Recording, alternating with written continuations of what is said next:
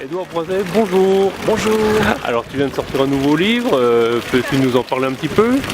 Écoute, voilà, donc après avoir écrit plusieurs romans qui se passaient en Bretagne, je suis revenu en Provence, où je vis actuellement, donc c'est l'occasion de parler un petit peu de mes racines provençales, et notamment à travers un roman policier régional, l'affaire Cabre d'Or, qui est sorti donc il y a peu de temps. Et donc ce roman en fait se passe en 1962, donc il y a un demi-siècle, en Luberon, notamment à Gordes.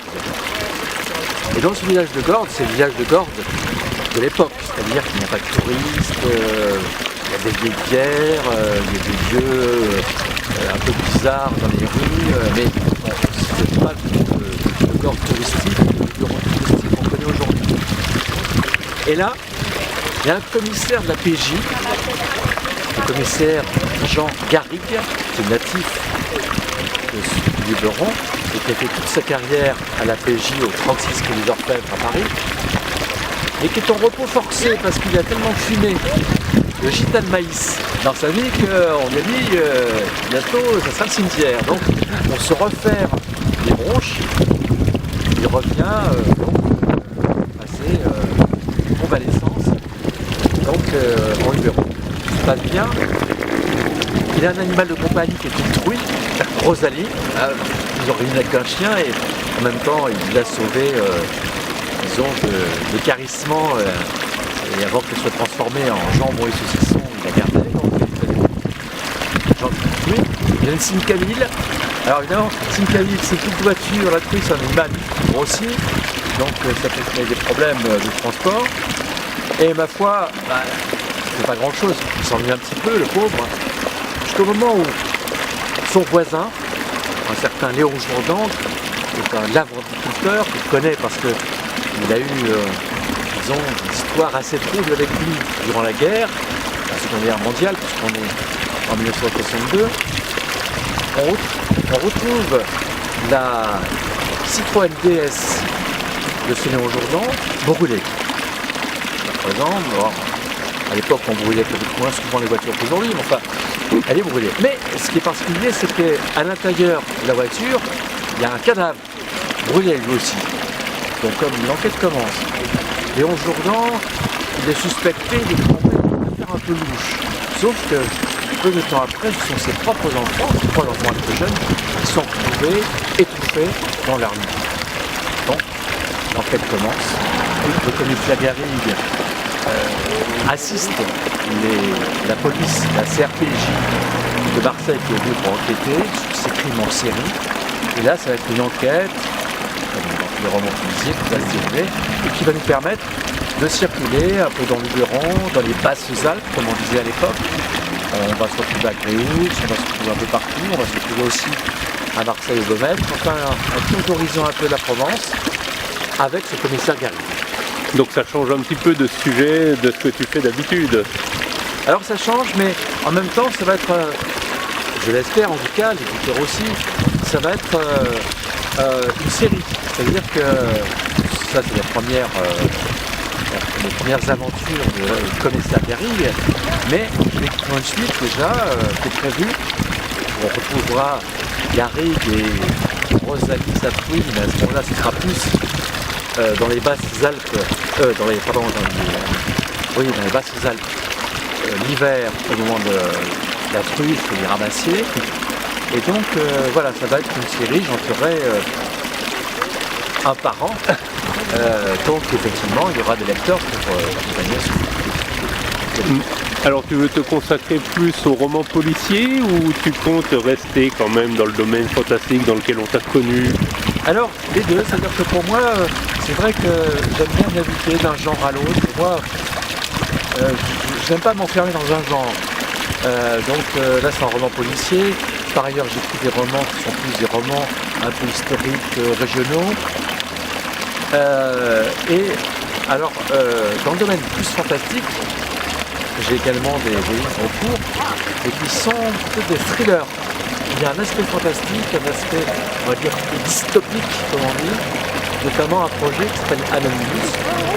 Alors Anonymous, c'est bien sûr en référence à ce groupe de hackers informatiques altermondialistes. On entend parler de plus en plus, qui ont ce fameux masque de Guy Fawkes, c'est-à-dire un masque un peu arrogant avec les moustaches relevées, le petit look, voilà, et qui prennent la parole souvent sur Internet pour lancer des messages de menaces envers différents organismes qui, selon eux, sont à dénoncer. Donc là, j'ai un roman de fiction qui se passe alors dans un futur proche, c'est-à-dire fin 2015, en novembre 2015. Et là, un matin, le jour de la Toussaint, quelques jours avant, le 5 novembre, tous les écrans de télévision s'arrêtent pendant 5 minutes et dans le monde entier, et on voit un message d'Anonymous avec un message un peu menaçant. Donc là, il y a une enquête qui commence avec le commissaire Peretti. Déjà, le commissaire lieutenant Peretti, qui était déjà dans le dernier pape. Et en parallèle à cette histoire qui se passe dans un futur proche, il y a un retour en arrière, ça j'aime bien faire ça, dans l'histoire, le 5 novembre 1605, parce que c'est là que vient l'origine du masque de Guy Fawkes, parce que ce fameux Guy Fawkes, en fait, a essayé de faire sauter la maison, la chambre du Parlement de Westminster, en faisant sauter 36 barils de poudre entreposés dans une cave qui était en dessous. Bon, ça a arrêté bien sûr, parce que Westminster était encore. Au dernier moment, il a été torturé et mort comme on le faisait à l'époque, dans de grandes largeurs, ça ne courait pas qu'une fois. Quand on était condamné à mort pour régicide, c'était épouvantable, il avait tué le roi aussi, le premier, mais il a été successivement pendu avec une corde courte, de façon à ne pas être pendu jusqu'au bout. Ensuite, tiré par des chevaux, cartelé tiré par des chevaux.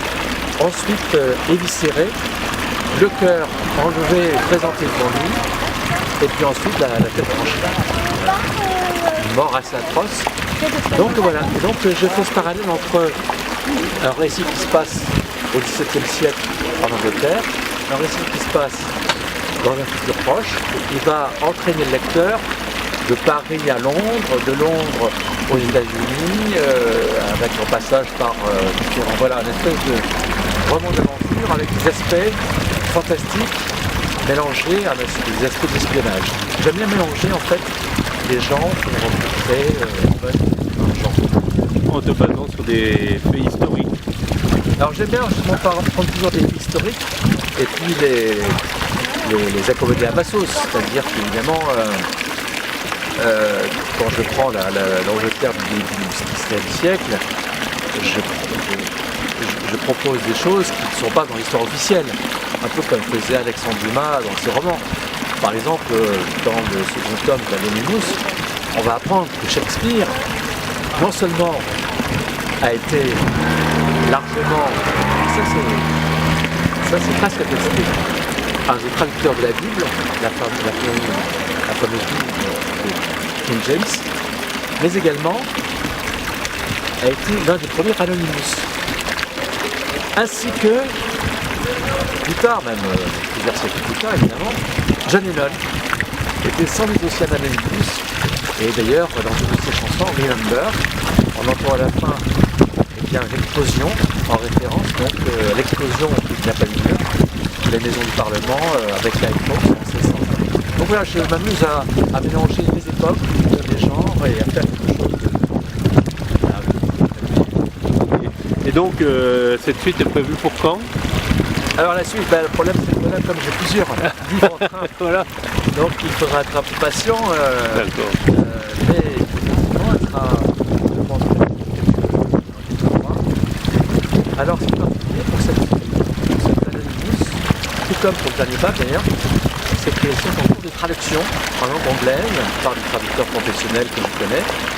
Et donc j'ai aussi l'espoir de voir ces livres diffusés plus largement dans l'avenir, dans les pays anglo-saxons, parce que je pense qu'aujourd'hui les auteurs français doivent se prendre en charge, se prendre en main et essayer d'avoir un horizon plus large que simplement le lectorat français qui vont, on le sait, dans un moment de crise de l'édition. Donc il faut inventer de nouveaux concepts et le numérique et les traductions sont deux moyens, me semble-t-il, pour les auteurs français d'essayer de faire connaître leurs œuvres au-delà de l'édition traditionnelle francophone telle qu'on la connaît. Et en parlant donc de ces nouveaux moyens, justement, tes derniers livres, tu les as sortis en édition numérique aussi.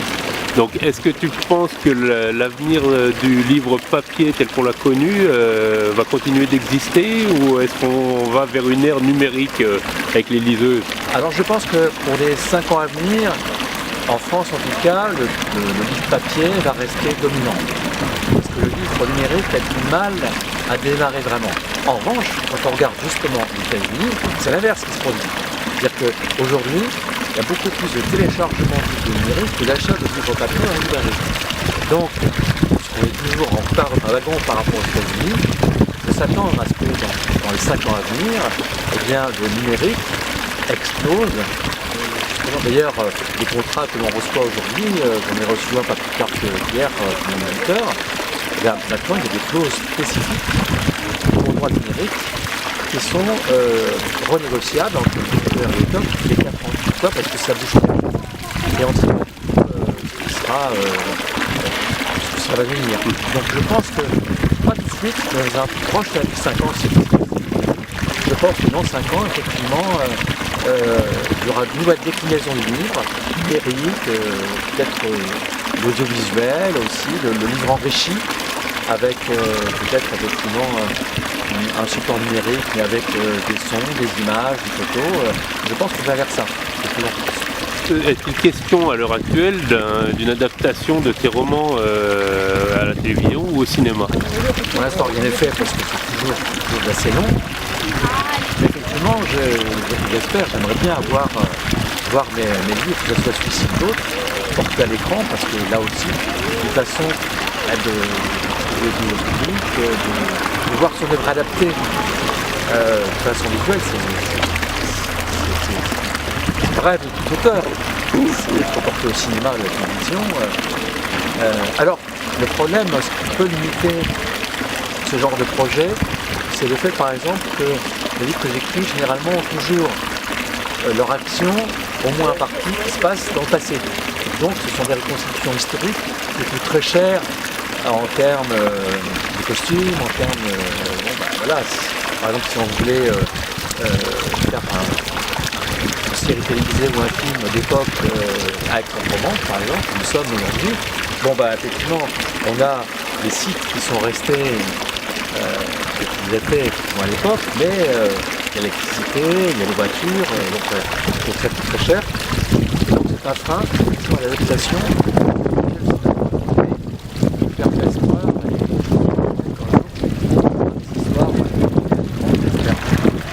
Eh bien écoute Edouard, je te remercie. Merci. Et puis on va suivre assidûment tes nouveaux romans. Merci, à bientôt.